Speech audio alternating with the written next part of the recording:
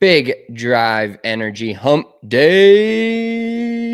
We're going to talk about cart fees, everybody's favorite thing to banter about on the internet. We're also going to talk the LPGA Tour has some serious pace of play rules that they've instilled and what it caused this past weekend at an LPGA event. Dustin Johnson, no longer an Adidas TaylorMade guy. Where will he go? We all have some interesting thoughts on that. Torrey Pines back again this week with the Genesis Invitational, moved from Riviera. Saquon Barkley into golf. Seems like he's got a little bit of the bug. We're going to talk the waste management viewership now that the numbers came out. And we have WTF Wednesday. All right, let's tee it up.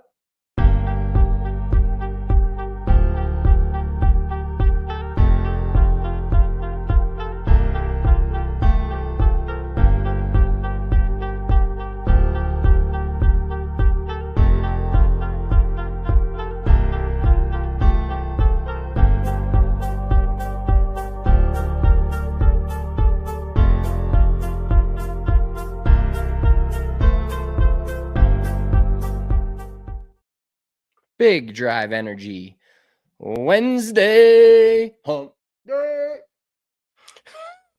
Oh, wow. You just fucked up your entire camera. Way to go. Frozen like that. That's not ideal. That's really not my ideal. God. That good God, what a start. Like and subscribe for that shit. Thumbs up if you're watching this on the YouTube. You just saw me hitting the back of your tonsils. Pretend I'm drinking a beer. How about that? There you go. We could put the Big Drive Energy can. Put that can of Big Drive Energy there. Hey, don't be saying that. Don't be saying that out loud. What's up, dude? How are you doing? I'm doing well, man. Just a Wednesday out here. I got in my car this morning to go to the gym at -1 degree. So it's great. It's fucking cold as hell. And it's like that crunchy snow cold, which is terrible. It's like you're walking and you can hear your steps and just the air is piercing and not my favorite time of the year. I'm ready for the Masters. I'm ready for April. I'm ready for 65. You know, I don't mind if it snows a little bit. I'm not a big snow guy, but I understand where I live and I'm not moving. So I'm just going to complain about what I could change, but I'm not going to. Typical golf move. But I just don't like it when it's just frigid. I can't do frigid, cold, and snow. I'm a guy that likes when it snows and then it's like 40 the next day. It's sunny out. Feels like 50 or 60 in Colorado when it's sunny and it's kind of that dry air. But right now it just feels like I moved to some shitty Midwest town and there's nothing good about it. Just playing a lot of sim golf. I mean, you're the kind of dude that always needs to be doing something, but I would just try to embrace the cold days when you can just go home, you relax, you watch your shows, you get in bed.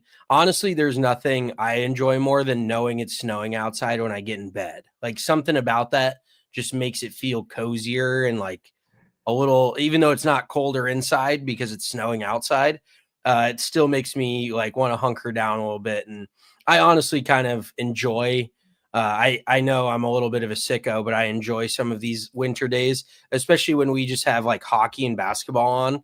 Obviously, this time of the year between Four Nations and the All-Star break is not great for this week or week and a half, but it is. I just think it's a blast. Like Missy and I have been in the routine of she usually gets home from work around like 7 o'clock. We'll have dinner. We'll watch one episode of Severance because it's about an hour. And I was going to you go on with your story. I'll keep that thought. Well, so we watch about one episode of Severance. Last night we actually watched 2 because she got home a little earlier, but it kind of fucks with your head a little bit. It's one of those shows where you shouldn't watch it and then immediately go to bed. So then we watch either Ted Lasso or something like lighter, watch an episode or 2 of that, and then we go to bed. But I've got a What the Fuck Wednesday this week. That's just a real treat.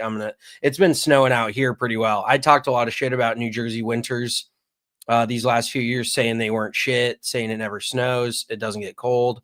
It's been cold as fuck.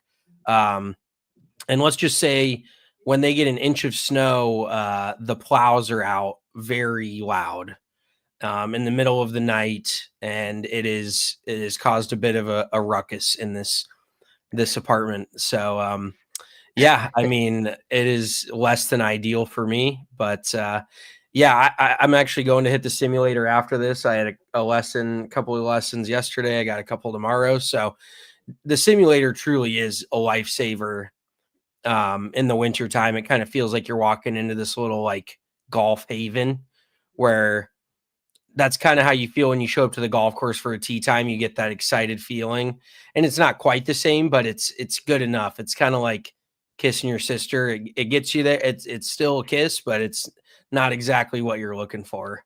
Luckily, we don't have any sisters, so it's like drinking non-alcoholic beer. How about that? Okay, that's Yeah. a much better. Because you saying kissing your sister and then it gets you there is kind of. I don't think. Oh no, I mean that was fucked. I up. understand. A kiss is a kiss. A beer, a non-alcoholic beer is still a beer technically, but I Right. mean, you like to drink NA bevs. I'm not. I mean, I drink NA bevs, but I don't drink NA beer because at that point, I'd rather just have a fucking soda or a water.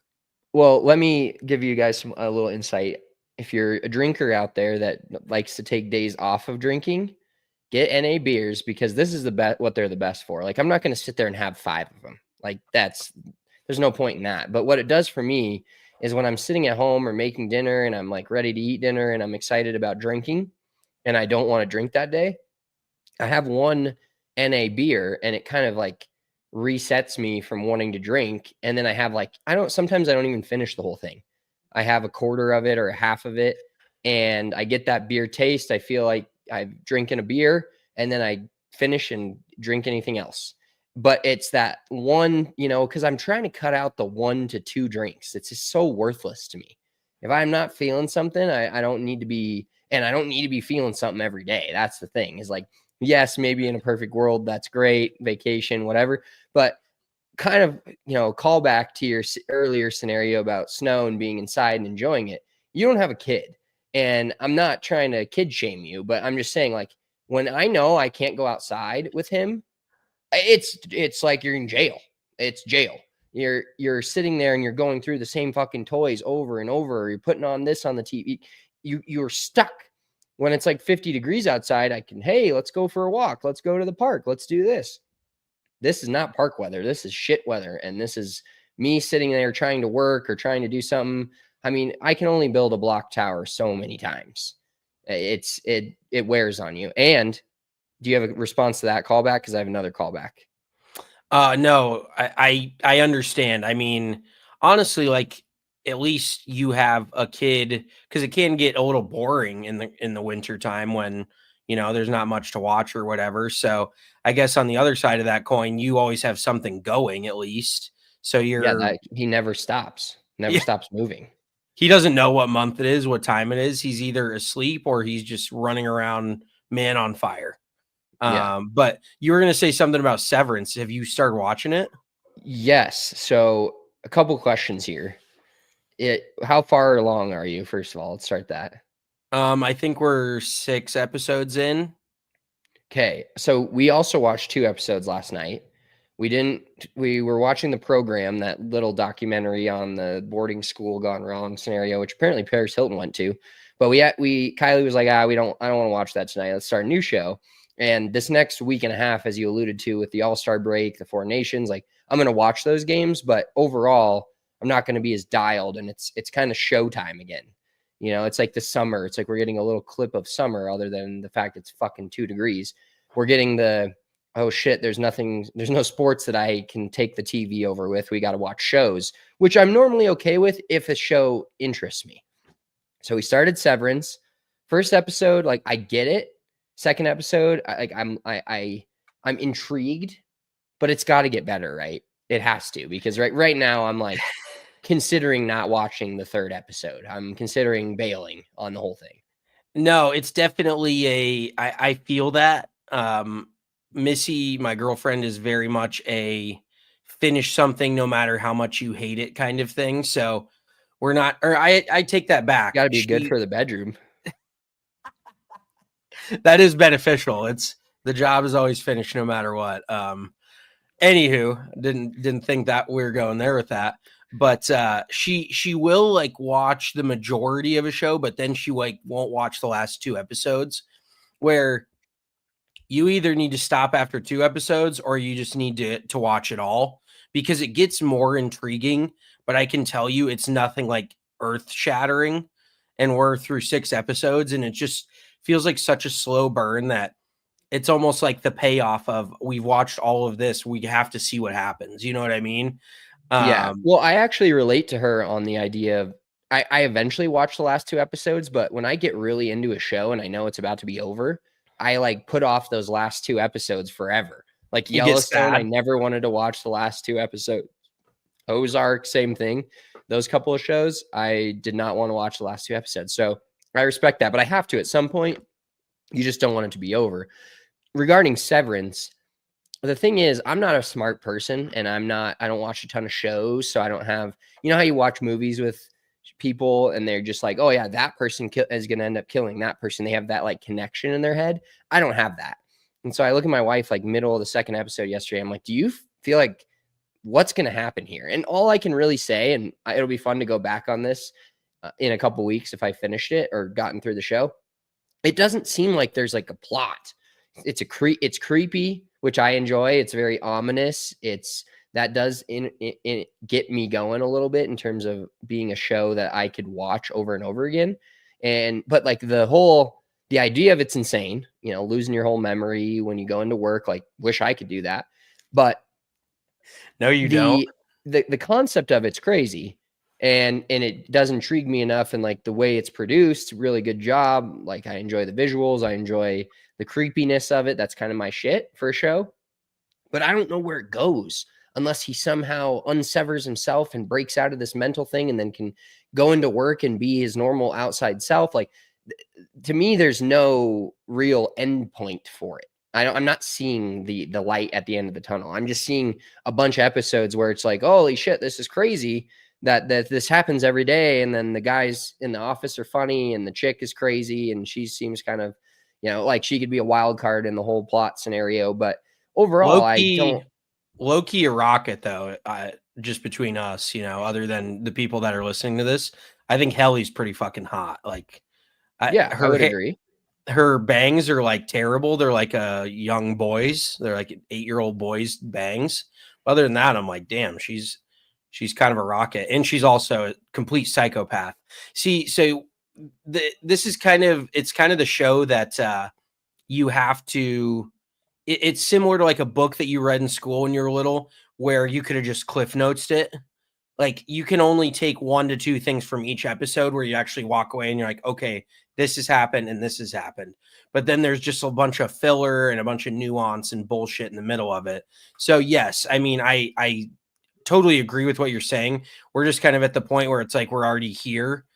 It's like you've read the first a third or half of a book and you're not going to not finish it at that point. So that's kind of where we're at. But I guess the 2nd season came out.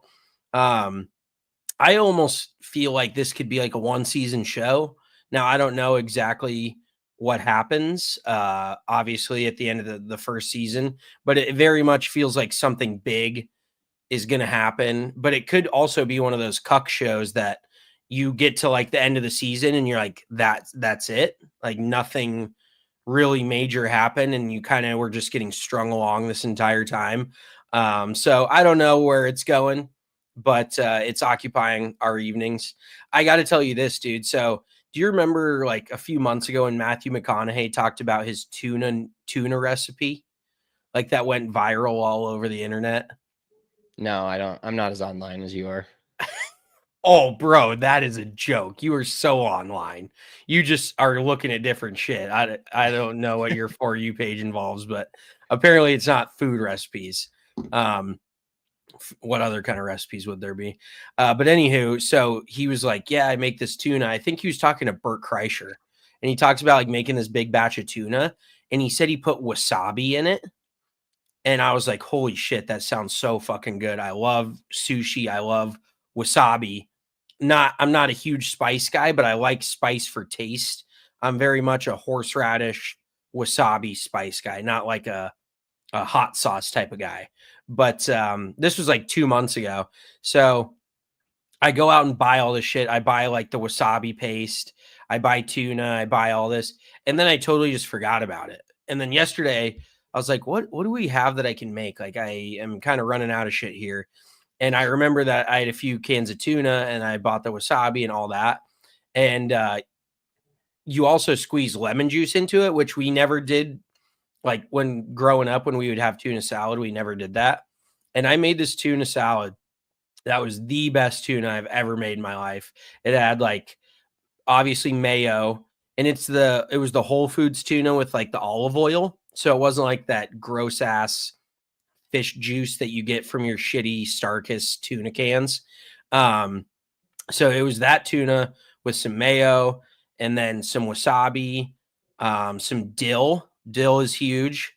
And then onion, celery, and a hard-boiled egg in it. And it was the best fucking tuna and lemon juice that I'd ever had in my fucking life. Like that's what I just had for lunch, and it was so gas.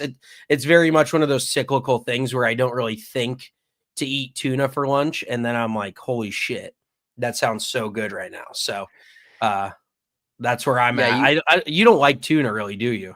No, I do. I love tuna. I just don't. The aura around tuna makes me like not as excited to eat it as you think tuna has aura? I don't think. No, it has a lack tuna's of kind aura. of an oral. Yeah, it's an auraless fish. And it reminds me of like the other day. I have like a Subway addiction right now. Every day that I don't bring my lunch, right now you've had it for like since you. Well, I mean, like I'm thinking about it. Like I'm constantly thinking about it. You're the biggest fucking sicko. That like all their shit's expired half the time, and they just put like. I know you don't care, but you're a genuine sicko. Like you're going to have health issues. It's delicious, but I went to Subway, got my cold cut combo, CCC, no cheese with Chipotle. I think it's the Chipotle sauce, which I bought for my house, the Subway Chipotle sauce. And it just doesn't hit the same? No, it does. It hits the same, but okay. It's nothing hits the same if you have an umpteen amount of it. If you get it in little bites or just every day at lunch, I get to scurry over there to that ghetto ass Subway and fucking order my CCC. Oh, that reminds me too. We're going completely off the rails. So I went in on last Friday, and got my cold cut. And the guy that was working, I'd never seen there before. And he was by himself and he seemed kind of flustered, seemed like he was new. And I go, I'll have the cold cut combo. He goes, you're going to have to remind me what's in that. And I'm like, oh, fuck. I'm like, I think it's pre-made in these little fucking paper towels here. Just fucking grab it. I don't think that they're pre-made like that anymore. I think that they actually have to like reach in and grab different meats out, because Subway did like the whole rebrand of all these pre-made sandwiches instead of like customizing your own, which was kind of the fucking point of Subway when Subway opened, right? It's like you can have whatever you want on these sandwiches. Now they've gone the whole route of like pre-made this, pre-made that. Do you know what I will tell you is about the grossest fucking thing on this planet is if you order like a Philly cheesesteak from Subway or anything with like grilled chicken, absolutely fucking not. And I will say this a bit hypocritical because I used to love ordering tuna from Subway. And that's where my callback was, is I got back to the office and they were like, dude, Subway's so disgusting. I'm like, I fucking love it. And then somebody goes, can you imagine ordering a fucking tuna sandwich from Subway? And I was like, yes, I can. My brother does it all the fucking time. I haven't done it. I haven't done it in years, to be clear. But it was kind of the same thing. They took away the sweet onion sauce. Like, dude, I'm crying. I know, I'm fucking losing it too. Let's just be real. We're both kind of sickos for liking Subway in the first place. Like, it is fucking bottom of the barrel. It's basically Cookout's version of sub sandwiches. Real quick, let's tier. I'm just thinking, let's just tier sub shops because everybody loves a good sandwich. I'll go first. I'll be real here. You tier them out. I can't. I just love sandwiches so much that they're all the same to me. Like, I love Snarfs. I love Jersey Mike's. We get Subway. I get Jimmy John's. Like, I could go on and on. I could get a sandwich every day for the rest of my life and be happy as a clam. Do you think that sandwich culture is a real thing? Like that's what we grew up eating for lunch was sandwiches. And I really can't think of anything else that's like a lunch staple. I'm like, what the fuck else do I have? Like now that I'm trying to eat healthier, I just have a sandwich without bread. It's just turkey and cheese with fucking I put like horseradish on it. Dude, But it's basically a sandwich without a sandwich. I have frequented Arby's a lot lately as well. Oh my god. And Bro, I do you're that. fucking sicko. I do it on my way to Ball Arena usually. Like we get Arby's because it's perfect, easy drive right there in Colorado. And then you shit your pants right when you get in the stadium. No, I don't eat the bread either. I just fucking bare hand the meat and dump it in the fucking horseradish and eat it. And I feel like that's pretty decent. And the fries, the crinkle fries, not the curly fries, are the best.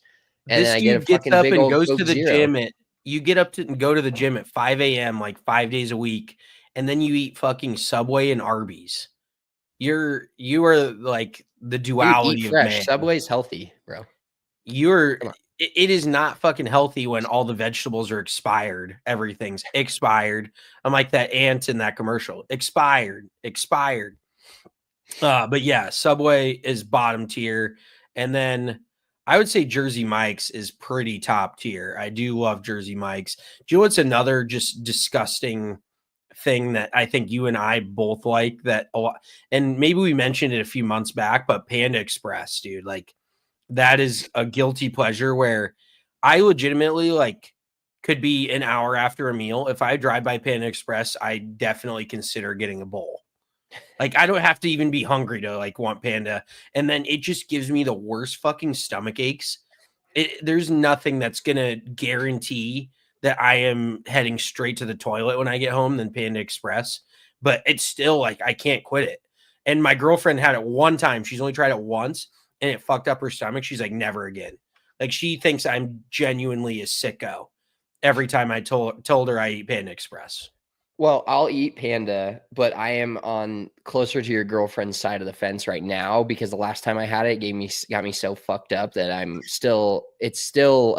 have to think a couple times about actually going there. It's not like an auto drive-through auto order.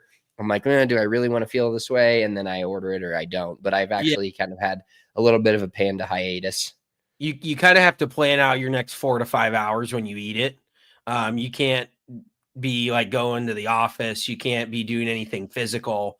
It's kind of like you wait to go sit on the toilet type of thing. But what I was saying about that Chipotle sauce you love at Subway. So for instance, like I loved that sweet onion sauce that they used to have at Subway. They took it away. It's now like sesame sweet onion, which is fucking gross. But everybody loves Chick-fil-A sauce. I love Chick-fil-A sauce.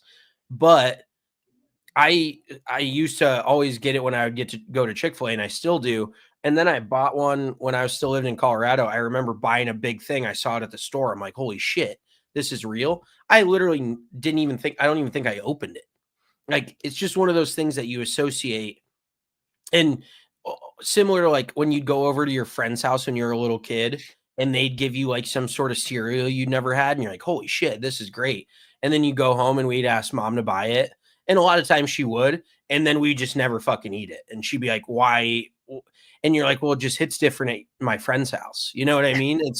It's one of those where there's a lot of things that I eat when I go out that when I come home, I don't even think to eat it. Yeah, I don't know. I did try the Chipotle sauce at home and I had it quite a few times, but maybe it doesn't hit the same. And maybe it's not because it's not on a fucking cold cut with banana peas and olives and shit. Oh, banana peas. I was like, what are you? But banana peppers. You are that inside Subway that you have fucking shortened names for your condiments. Oh, I don't tell them banana peas. I say banana peppers. Well, the fucking dude didn't even know what was on your sandwich, so I hope that you didn't use abbreviations. I hope you walked it. You probably know better what's on your sandwich than he does. Yeah.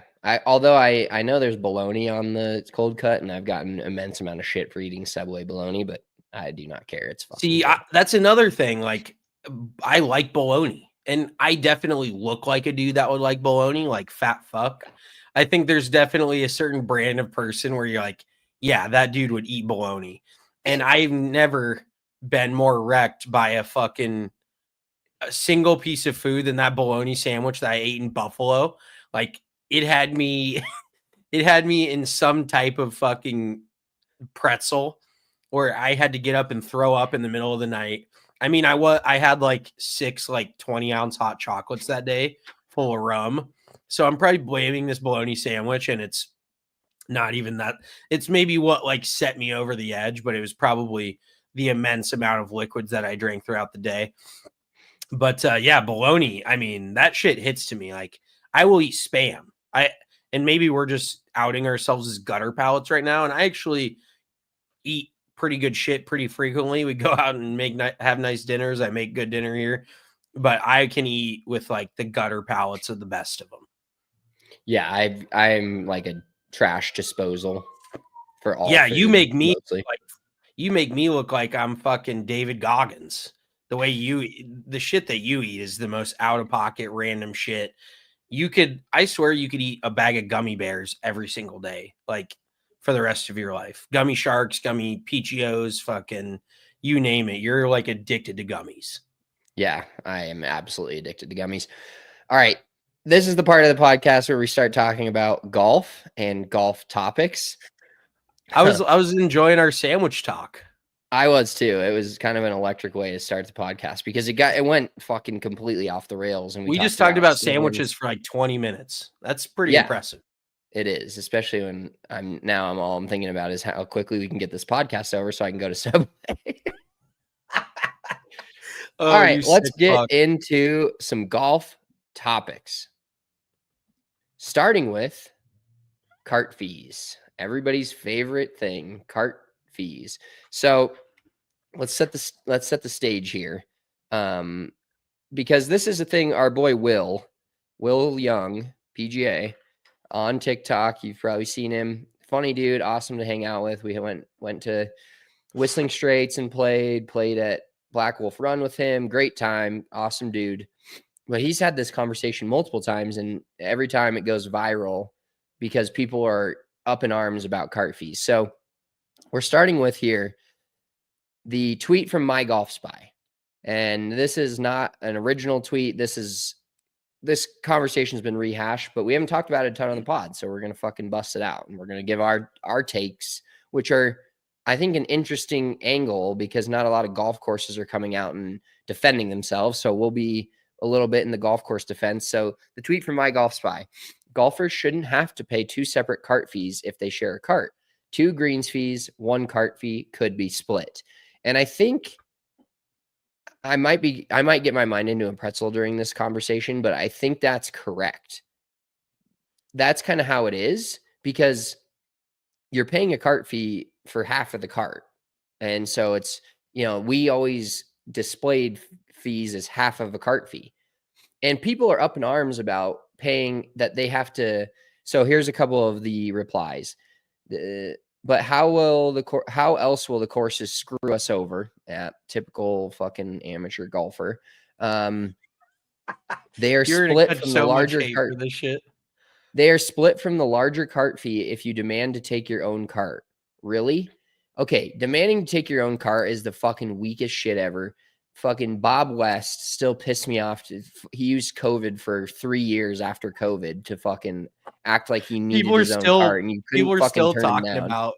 People are still talking about COVID. Fucking long COVID, half a decade later, they want to take their own golf cart. I think COVID ruined golf carts. Like it did. It 100% did. It ruined a lot of things, including my health. And my drinking problem, but it ruined golf carts more than anything. Like nobody knows. Everyone acts like it's the Pythagorean theorem. Like they can't fucking figure out. You literally get charged if you ride in a cart. You get that. That's the only way you can do it. Why? What's the point in having 1 cart fee? Because if you end up having a threesome, do you want to get charged the entire cart fee if you're riding by yourself? No, I don't think you do. So people just don't fucking get it. Like it's explaining fucking 2 + 2. It's not that hard.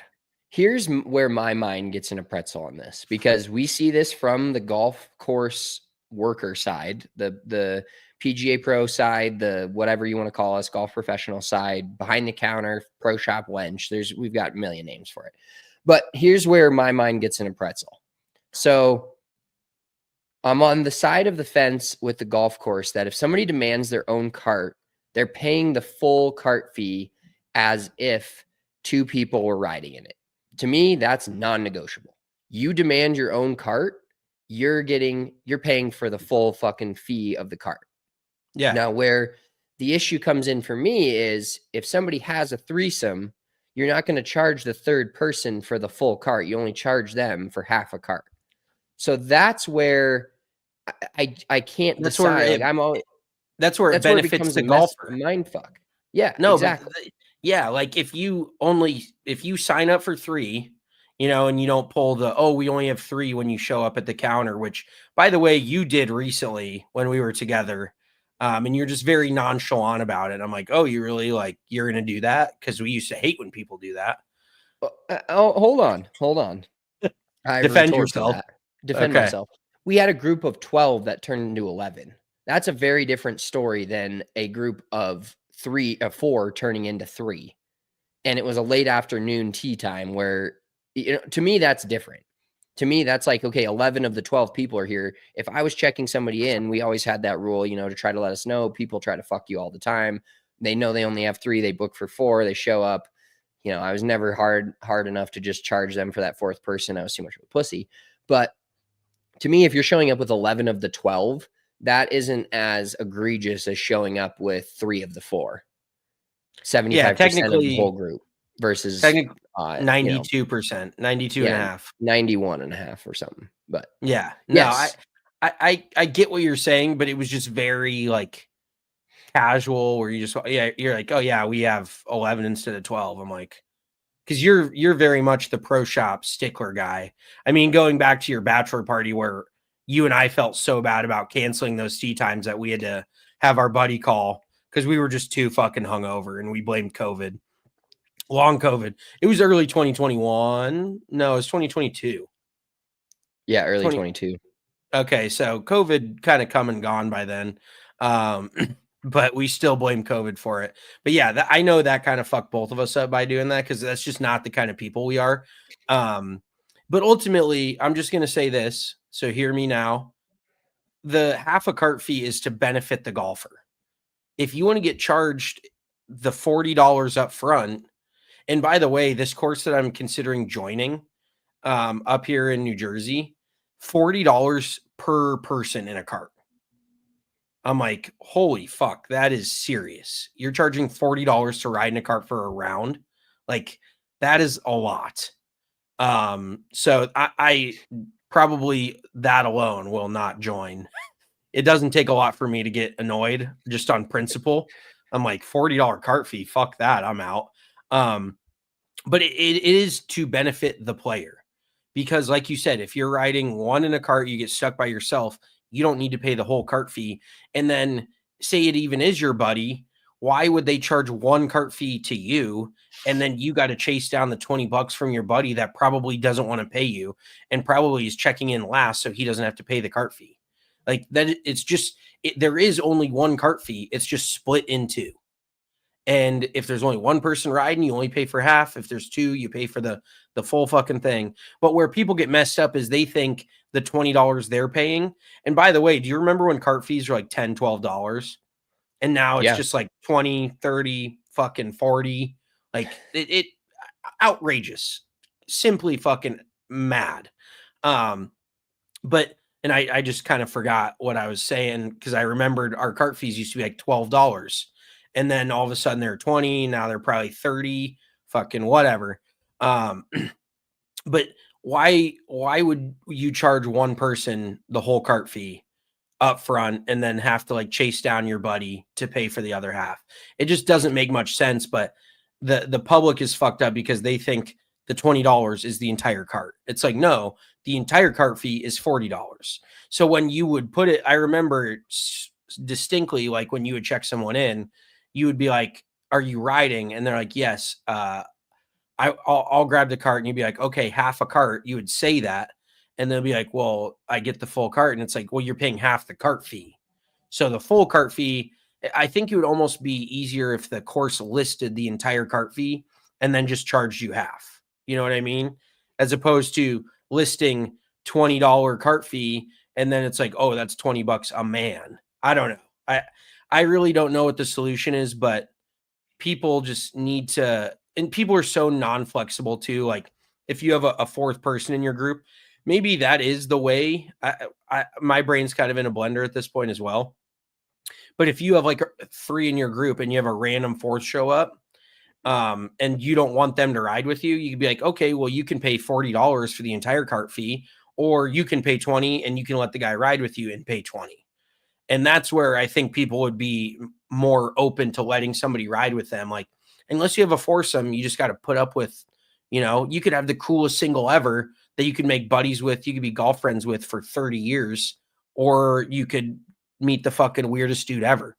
But it's just the general non-flexibility of the public thinking that they book one tee time and they're somehow like king of the castle all of a sudden running the entire fucking show. It's like, there's actually 200 people here today that are also playing golf as well. So it's just people, just educating people on the ins and outs of the golf fee world. Yeah, well, and I'll back that up with, I think a lot of people get the cart fees, get them in their feels because they feel like it's not, they say, well, Will says it's a luxury to ride in a cart, which technically it is. And I think a lot of the people that think a cart is just necessary to play golf, there's people like that too. Like, oh, you can pretty much walk any golf course. Some of them are not as feasible as walking as others, clearly, but you can walk any golf course. Paying for the cart is an extra luxury that you have as a golfer.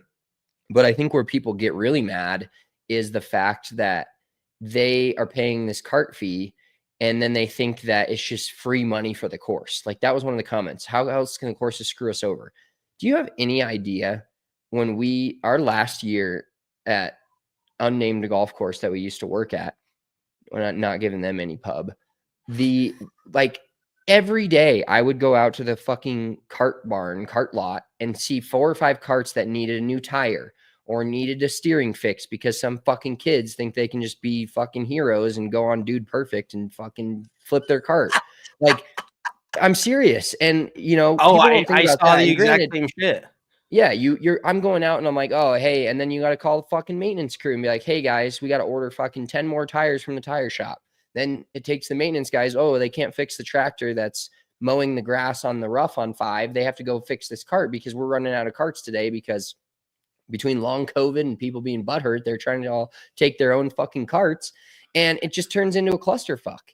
And so carts are expensive as fuck. And people don't realize that how expensive a golf cart really is. And then you got to have 70, 80. Some courses have hundreds of them, 120. And those cost money. And they're just like your car, how pissed off your car gets or how pissed off you get when you need to go even do an oil change at 60 beans, 70 beans, or you get a flat tire and you're like, fuck, this is just an unheard of expense. Well, it's the same thing for a golf course. They're dealing with an unheard of expense every time you drive the car like a dipshit and fucking flatten the tire. And then we have to pay for it. So yeah, you're going to pay that fucking cart fee. And then we're going to be able to fucking afford to fix the carts when they're broken so that you can use the luxury of riding in them while paying your cart fee. Yeah. Oh, 100%. And people don't realize, like you said, a new fleet of carts probably costs anywhere between $200,000 to $400,000 right now. Like that is not a fucking small expense. I don't care who you are. And then, like you said, maintenance on top of it, all the expense. That is why cart fees exist, because they are an added luxury that the golf course is providing. It's like going back to the sub shop. You buy a fucking sub, a bag of chips isn't included. If you want a bag of chips, that's a luxury. That's a little side tasty treat on the side. You got to pay for your fucking bag of chips. It's not just, oh, I thought this sub came with a bag of chips.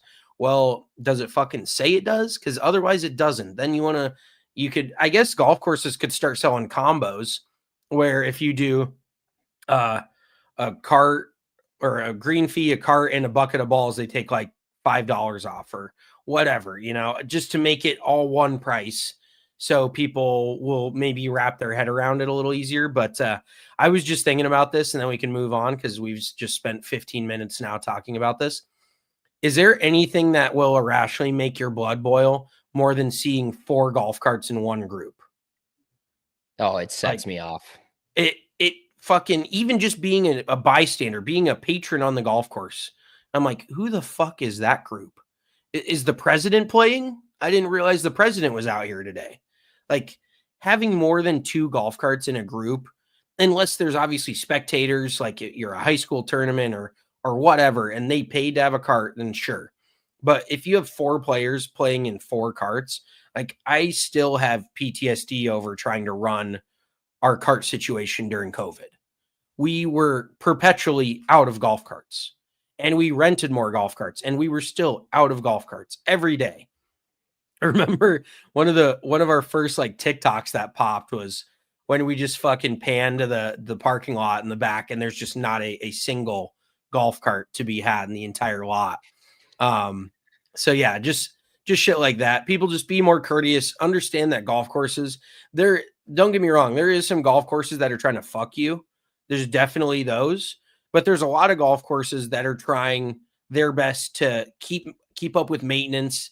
They're probably short staffed because no golf course ever has enough fucking staff unless they're stupid high end 100,000 plus initiation, which you're probably not playing there unless you're very, very well off. And they're just trying to do the best with what they got, and they need that money for you to be able to come out and fuck up their golf course, and shoot 110 and drive all over the par 3s where you shouldn't drive, throw your trash all over the fucking place, pop a tire, drive off a bridge, who knows? So just fucking suck it up. Yeah, we've seen it all. Let's transition here into a thing that happened on the LPGA Tour this last week. So I believe we briefly touched on their pace of play and a lot of the rules that they had put in place and the guidelines and trying to speed up pace of play. We know we've talked about it multiple times on the PGA Tour. The LPGA Tour got pretty serious in terms of their rules and cracking down on pace of play. And then this was posted from this past weekend from Golf Digest. LPGA Tour players average time of the final round the last week at the Founders Cup was 3 hours and 42 minutes. Absolutely incredible stuff from the ladies. There's a bunch of like replies in the comments. Where was one? Somebody said, in other words, the same pace as the PGA Tour for 9 holes. Yeah, and I saw somebody just comment 9 holes ? is 3 hours and 42 minutes. That's cooking. I'm the fastest player I know, and I almost think that's like too fast. I almost think that's self-proclaimed fastest player I know. No, I'm not. I'm pretty self-aware as well, which is half of the battle of being another thing fast golfer is being self-aware. Another thing that very non-self-aware people say is how self-aware they are. Okay, am I a fast player or not? Fucking put it out there for the fucking world. You're not the fastest player I know, but yes, I would say on a general spectrum, you're in the top 10 percentile. Where would you put me? Oh, you're fucking turtle going across the bridge. Fucking no, I think you're decently fast. You don't move fast in general. I think that's what fucking irks me about you. You just kind of fucking wander. I kind of saunter a little bit. I'm very much a saunterer. You have some issues in terms of the club selection where you just need to be dialed and need to feel really good about it. Like if I go out there with a 7-iron and it doesn't feel like a 7-iron, I'm either swinging it lighter or fucking going after it harder. I'm not fucking walking back to the cart. That's just typical 20 handicap thought process there. So I think that's just on you being like, well, totally wrong club, but I'm just going to hit it anyways. That is actually dumb. Like that is stupid the other way. And yes, I would say I'm not the fastest player. Once I get over it, I've actually had a problem gripping it lately. I've gone through this last few years where I feel like I'm kind of choking the chicken a little bit. Like I'm milking it, just standing there, can't get comfortable on the grip. So when I literally say out loud after like 5 seconds, I'm like, fucking figure it out here. Like get your hands on the grip so you can swing the golf club. But sometimes it's the glove. Like I'm a little bit more particular than you are. Like I don't know what your deal is, but you could go out there with a fucking shovel and a pickaxe and be like, oh well, I guess this is what we're doing today. I generally like to hit the club that I think is going to go the distance I want it to go. So Yeah, crucify me. my club could be fucking turned backwards, and if I'm ready to hit it, I'm giving it a shot. Like, I don't care. Oh fuck, dude. Let go, let bad. God when I hit it. That's my terminology. We're gonna have to get you into shape for the member guests.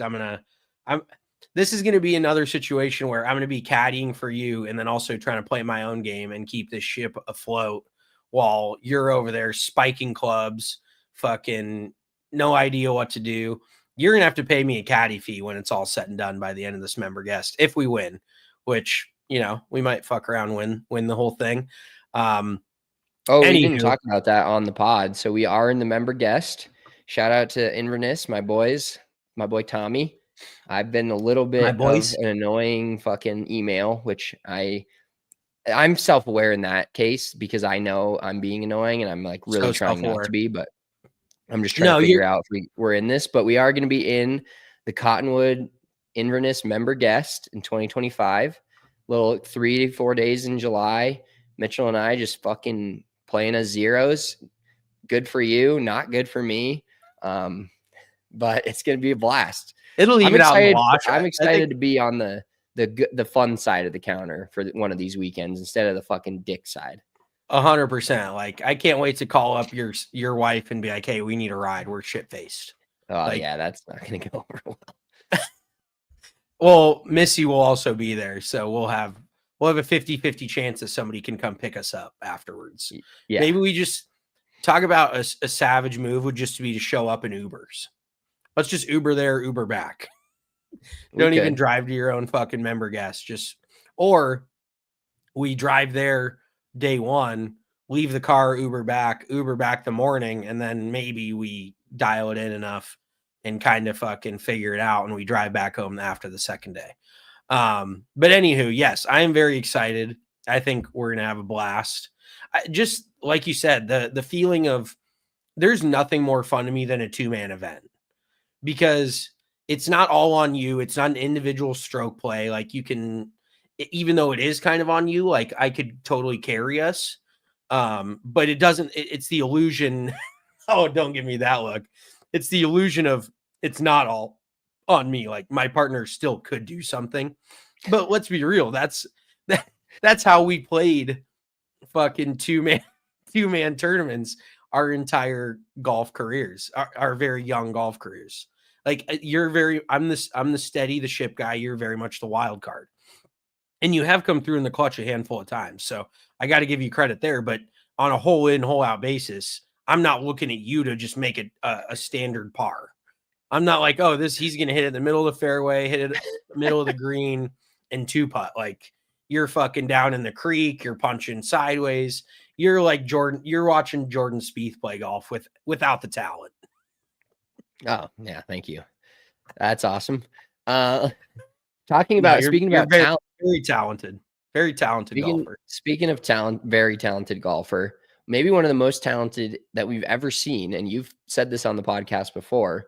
Dustin Johnson is now no longer Adidas TaylorMade. And I'll never forget when he started and got on the scene. I was in college and he was like winning tournaments, winning opens, and had that fucking crazy grip that everybody talked about, or not crazy grip necessarily, but the crazy position at the top that was all the rage at that time. And like, how the fuck does he do this? Elite ball striker. And just kind of he was world number 1 for a good amount of time. I don't remember exactly how long. And he was the Adidas guy. Like you had Tiger as the Nike guy. And then when you saw Adidas, you just thought those Adidas shoes will forever be the Dustin Johnson shoe to me.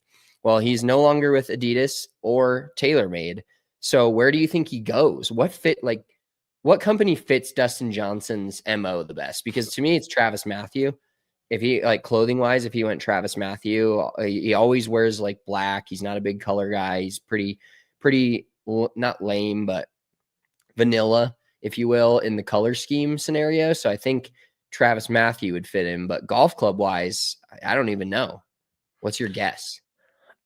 I mean, the easiest guess is TaylorMade. Oh my God, I just had such a brain fart.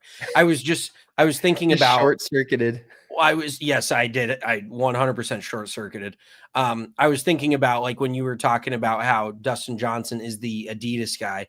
When I think about, like, my formative golf years, Dustin Johnson was 100% synonymous with TaylorMade. Like, I remember the white hats. It was like him and Justin Rose for me were the two dudes that were rocking all the white dog shit, hitting the rocket balls, hitting all the white golf clubs, the R11. I remember you had the R11 in high school.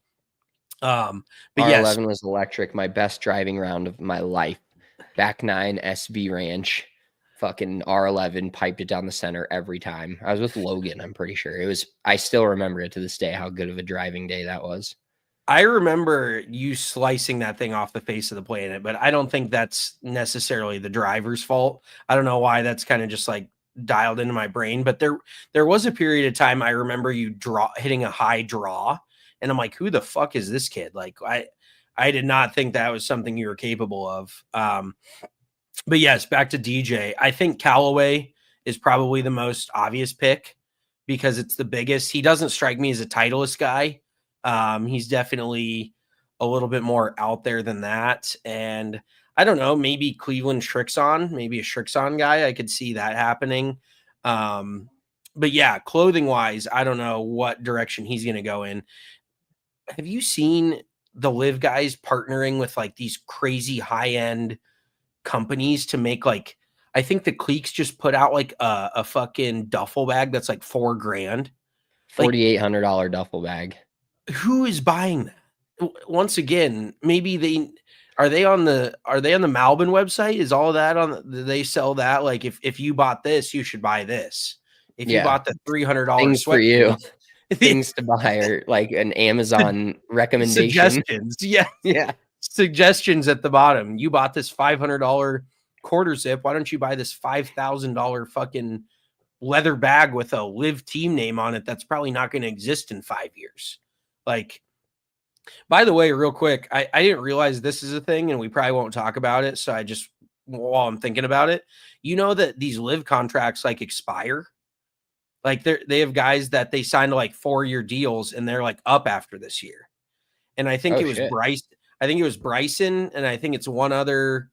Rom was more recent, so I don't think he's up yet. But Bryson and one other guy, maybe it's Joaquin Neiman or something like that, but they're like up for renewal after this year. And if they don't renew and come back to the PGA Tour, like, imagine seeing those guys jump ship and come right back. That would be huge. Well, hopefully it's all fucking sorted out by then, but I didn't even realize. I kind of thought those contracts were just like the rest of your professional career. Like, here's $200 million.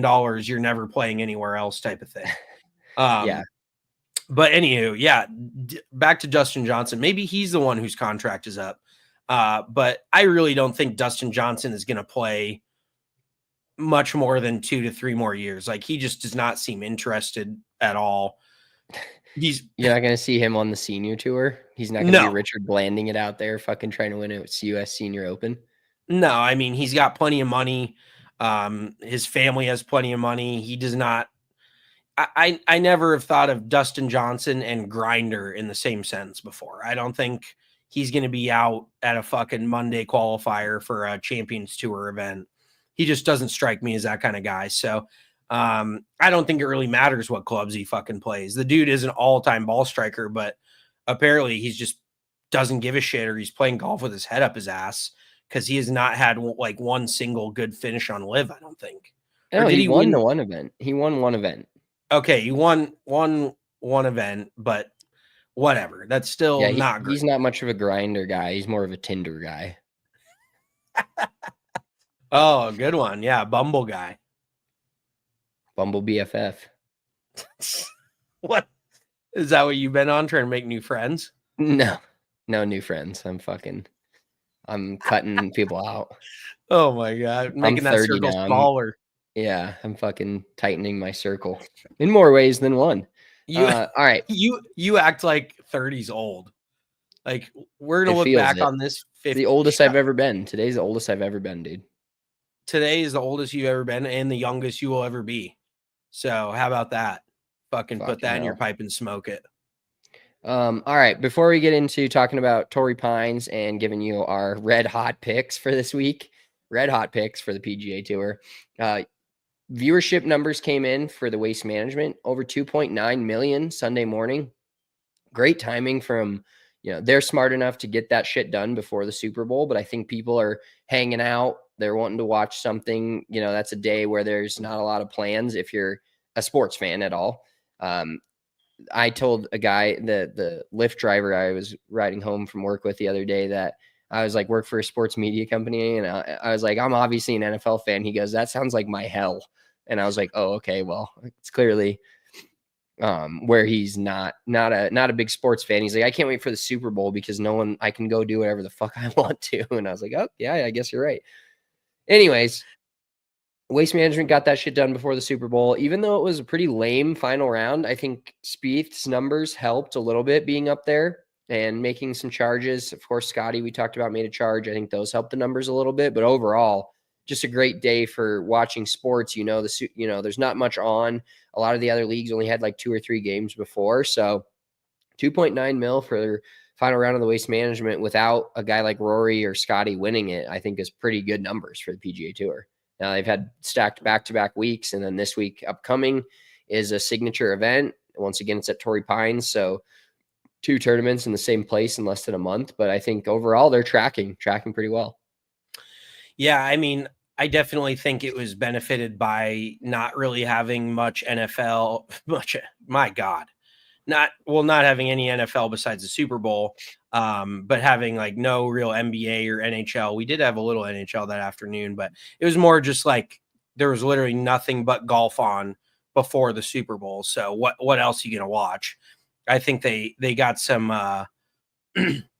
What's that like when you go to the bar with your really good looking friends and you kind of get risen, like you get the runoff from your friends, all the girls that your friend is talking to. The NFL is like the good looking person, and the golf is kind of standing there like, I'm just trying to catch a little bit of what would you call it? What word am I looking for here? A little bit of the residue, a little bit of the shrapnel in a good way, I guess. I think I know what word you're talking about, but I can't It'll place come. it currently. Yeah, it'll come to us later. Runoff. Yeah, a little bit of runoff. You could say that. I think there's a lot of words that we could use to describe it, but yeah, I mean the ratings I thought would be lower than that, considering nobody really knows who Thomas Dietrich is. Maybe that's a bit of the Jordan Spieth, Justin Thomas effect. Kind of. And honestly, I kind of underestimated the ratings that like Jordan Spieth does. If he's in contention, then a lot of people are going to be watching, and I definitely underestimated that. For me personally, he's not somebody that I will turn on the TV if he's in contention, if I'm not already watching it, which I probably am. But yeah, it did really well. And LIV, I think the final numbers from LIV came out and they were like 24,000, 36,000. It's to the point, I saw a tweet on the X, everything happens on X, that there's actually LIV fans now questioning the authenticity of people saying how few viewers there are because the viewership is so low for LIV. Like, that's pretty bad when people are like, are you sure this is real? They're like, oh, this is fake. It's like, no, I think it's real. There's just that few people watching. I will tune into Adelaide this week, though, because I just like watching golf in Australia. But yeah. And they have the watered down version of 16 at TPC Scottsdale with the watering party hole. The party hole. So LIV Golf Adelaide is a good watch, and I think it's kind of similar to the PGA Tour a couple weeks ago, having no NFL football. This is kind of LIV's week to rejuvenate the LIV fans and the golf fans that are maybe on the fence or don't watch a ton. I'll be interested to see what the numbers are for LIV Golf Adelaide. Our boy Cam Smith, I'm rocking the Ripper GC baby in his home country. going back there to play at Adelaide. So hopefully he can take down a dub. But yeah, it's their week to kind of like reset and be like, all right, how bad is this really? Is this really as bad as it looks, or are we okay? And it's, now that we're going to Australia and having the party hole and the most widely regarded as the most fun live tournament of the year. Yeah. The band to attend. They're like, are we packing this shit up or are we going to keep doing this? Yeah. But real quick before we get to our What the Fuck Wednesday and we our have to talk about Torrey Pines. Yes. Well, I just want to talk about Saquon real quick because he was firing off tweets last night all about golf. And now Bryson DeChambeau wants to do a breaking 50, which I think would do probably just as good of numbers as even maybe Trump, probably John Daly. I think that would do absolute numbies. But from what I've heard, when Saquon played up here with the Giants, a lot of those guys golf in this area. And I guess Saquon's just like a fucking avid golfer. Like he's obsessed with golf. He tweeted last night, if I don't break 80 this year, I'm giving up the game. Which is pretty funny because I think that's about how 99% of people feel that play golf and they just keep doing it. But yeah, Saquon 2 days after a Super Bowl championship, fucking setting all these all-purpose yards records. All he can think about is golf. So I just think that is one of the most relatable things that I've seen in a while. And I would love to see Saquon, start his own golf YouTube page. That would be a fun watch. I would watch that. Yeah, Saquon is one of the most popular. Like you had people, Giants fans rooting for him. I think in general, just like one of the most popular players in the NFL. And I did see something that merchandise in the last week has the NFL. It's like the largest week of NFL merchandise sold ever after a Super Bowl. So Eagles fans are going all the way in with all of that stuff and buying up all the merch. But it is cool to see, like, just like when Sauce Gardner right before the season got super into golf and was tweeting about it all the time. Golf is a sickness that these guys have. And it's amazing to see from professional athletes where they're the best, and that's the best running back could be of all time by the time he's said and done. They're pretty damn close to it in terms of the season he just had. And all he can think about is fucking getting his sticks out and getting on the course. Like, that is electric. That's why golf is so fucking cool.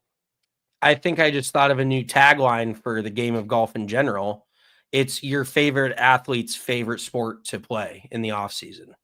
It's your favorite athlete. Your favorite athlete's favorite sport, period. Yeah. End it. Exactly. That's golf's new tagline. I think that would attract some people.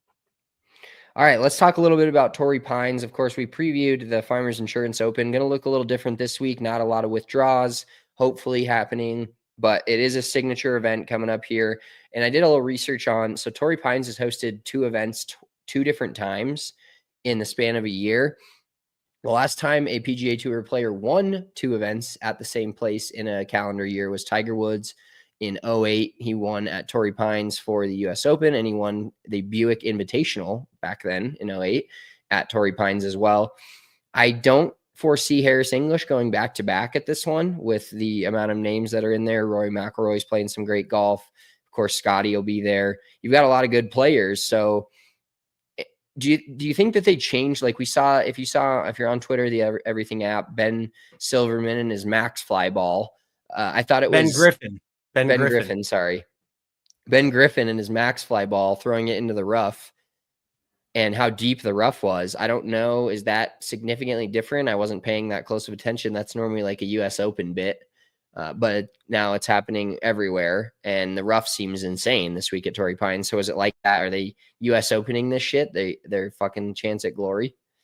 Yeah, I think they probably haven't mowed the rough since the Farmers Insurance like 3 weeks ago.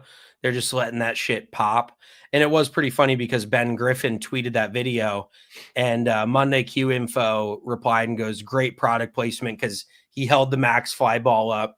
Which, shout out Max Fly. I might have to give those a shot this year because they do make a very good tour quality golf ball for a fraction of the price. And I'm fucking sick of paying for Pro V1s. Shout out Star Pass for the $22 sleeve of Pro Vs. But then Michael Kim replies to that tweet and goes, the Titleist balls don't bury that far down in the rough.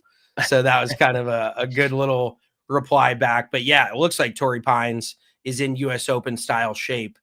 And I don't think Tiger Woods wanted any part of that. I don't think he I think he saw that rough and he's like, God, I just don't really want to, especially because Tiger's not the most accurate off the tee anymore.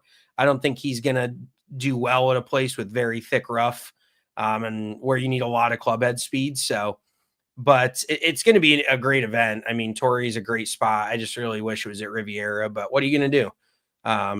Prayers up to everybody in the wildfires out there. Hopefully, I haven't seen anything about it on the news. I don't watch much, but hopefully they've got it under control and it's back at Riviera next year, because that is a top 3 venue for me on the PGA Tour. But having said that, Torrey Pines looks brutal. I mean, Harris English won at 8 under. What do you think's the winning score this week? I think it's probably right around there, 7 or 8, because it's a higher level of the ceiling of players is much higher this week and ceiling of talent than it was a couple weeks back. How funny would that be if this field, like they make the golf course that much tougher and Scotty shoots like 18 under and Harris English looks at that and he's like, thank God none of them were playing in this fucking event with me a month ago. Thank God everybody skipped the fucking Farmers and WD'd. All right, let's get into our smoking hot bets for the PGA Tour. Here they are for you if you're watching on the YouTube. Give us a thumbs up if you're watching on the YouTube. We appreciate that. Give us a click on the subscribe to our show. That way you get every one of our live pods and notifications when we're about to go live, which is every Monday, Wednesday at noon Mountain Time, 2 p.m. Eastern. We're just on it. We're just cooking. We're on a roll. I'm going to go with LIV Golf this week. He is plus 2,200 to win the event. And then Tony Finau, he's just a top 10 machine at Torrey Pines. I don't necessarily love rooting for the guy, but Tony Finau is plus 280 to top 10, plus 280. So Tony Finau, LIV Golf, and then you have the long shot this week. So I'll let you take it away with your picks. And good or bad, we haven't really been that hot, but you're one of your guys I was also on until I saw your picks to make the graphics. So could be good, could be terrible. Was it Pendrith? Mm-hmm. Okay, so yeah, I got Taylor Pendrith plus 4,000. He's been playing great golf lately. He played really well here a few weeks ago. So he is my pick in our one and done this week. Who's your pick, Ludwig? I'm picking Pendrith as well. Oh, wow. Okay. I kind of fucking hate that for us. We are 0 for 1 when we picked Jake Knapp at the Tournament of Champions. But then I got Sam Stevens, a very under the radar name, kind of a backwoods hillbilly type from Tennessee, but great ball striker. Dude has been very, very good under the radar, plus 450 to top 10. And then Justin Rose plus 12,000. It always just feels like this is a course that he plays well at. So I was like, dude, give me those odds. He played really well, almost won at Pebble a few weeks back. So I have a good feeling about these. I know that means nothing, but here we are. Here we are. Picks for the Genesis Invitational at Torrey Pines this week. Make sure to get those bets in. We use the DraftKings Sportsbook for all these odds. They do not sponsor our podcast. If they want to hit us up, let us know. DraftKings will fucking do a DK picks from Big Drive Energy each week for you. All right, let's wrap this pod up with our favorite segment of Wednesday, and that is What the Fuck Wednesday, WTF Wednesday. I'll start out because I'm just consistently scatterbrained and not paying attention to what I'm doing. So the other day I went to Whole Foods, bought like 7 or 8 things, actually kept the bill under $100, which is pretty impressive for me. Normally I don't do that. It's kind of like my what's the word? My white whale, if you will. Like every time I go in there, I'm like, I want to spend under $100 and then I never do. And I checked myself out, go through, do everything. And then the one thing that I really wanted, I left at fucking Whole Foods. And so I was so angry about how much it costs. I had to go back. So I drove home. I'm unboxing my reusable green Whole Foods bag that I bring every time because I'm a responsible citizen. And I find out that my shit is not in there. So I drive back. I have my fucking receipt, go back in there. Luckily they put all the stuff in an area, so I didn't have to go shopping for it again and then try to explain to someone that I am not in fact stealing this. I am bringing this back. But yeah, man, sometimes I am going my body's going way faster than my mind, or my mind's just not locked in on the task at hand, and then that shit ends up happening. Kind of like you driving back. This is a little different, but you driving back to fucking Bonchon for your fried rice that they fucked you out of. Dude, Bonchon fried rice, you can't pass that shit up. It's so gas. But that's a good one. I mean, you kind of live your life like that, just up in the clouds a little bit, just in your own fucking world. So my what the fuck Wednesday was, it snowed last night, like an inch, and this fucking plow was right outside our window at 11 p.m. dragging the fucking concrete, just scraping concrete. And now my girlfriend's starting to get irrationally angry, like, and I'm like nodding off, I'm falling asleep, and I have my sleep mask on that's playing my podcast. Like, I'm just zoning out. I'm like nodding off, and I hear, "Are you fucking kidding me?" Like, at the time, and I like fucking jolt awake. I'm like, "Yo, chill out." And she like, she's turned into such a boomer with this fucking plow. She like goes over and like rips open the shades and just like stares this guy down as he's just scraping fucking nothing. There's no snow. He's just, and then this motherfucker busts out a leaf blower this guy's got a leaf blower at midnight, and Missy's just losing her mind, like pacing through the bedroom, and I'm trying to go to sleep. She's like, she is not a care in the world about my sleep. You know, it's one of those double standards where I try to fucking tiptoe into the bedroom if she's asleep. If it's me, she just fucking starts yelling, stomping in. That's probably a little extreme, but then, so she disappears, and I'm like, where the fuck did she go? I thought she was going to rip this guy a new asshole. Honestly, I thought she was at like middle of the night. I thought she was going to go walk out. Turns out she went out to the couch, and then she comes back in a half hour later. She's like, I can still fucking hear it on the couch. I can't do this. And so she's got the Bose sound canceling headphones. She fucking throws those on in bed. And then she's like, oh, I can't fucking wear these to sleep. And it was just an absolute night. And then at 4 a.m. again, this motherfucker's out. No, 2:30. I'm sorry, not even 4, 2:30. He's out scraping the fucking cement. Missy's got me awake, and fucking is your shit dying? Seems like Just your continue. computer. Oh, okay. I'm sorry. I was like, did your fucking computer just die? So then 2:30 in the morning again, she goes, what the fuck? Like, she's audibly pissed off, and I got woken up for no reason once again. And I look around and I'm like, what the fuck? She's like, I'm starting a fucking group chat with the building. I'm texting the owner of the building tomorrow. I'm texting the property manager. So she was like fit to be tied middle of the night, because she's not a great sleeper. And I am a very, very good sleeper. So I was like, fuck this. I popped a fresh Zen in, fell back asleep. But it was just a nightmare. Like, this dude needs to, I want to go buy the guy a new truck too, because it's that old like jalopy. Like, whenever he starts going, it's like no, like you can hear the truck, and then he's just sitting out there for like a half hour with his truck on, and his truck is so loud that it's like in our fucking room. Oh, I'm like, no. this shit has got to end. And there's snow in the forecast like 3 of the next 7 nights. So we're just not getting a fucking good night of sleep around here. I don't know what the story is. Oh boy, I can only imagine Missy's reaction to that. That would be, yeah, that's not ideal.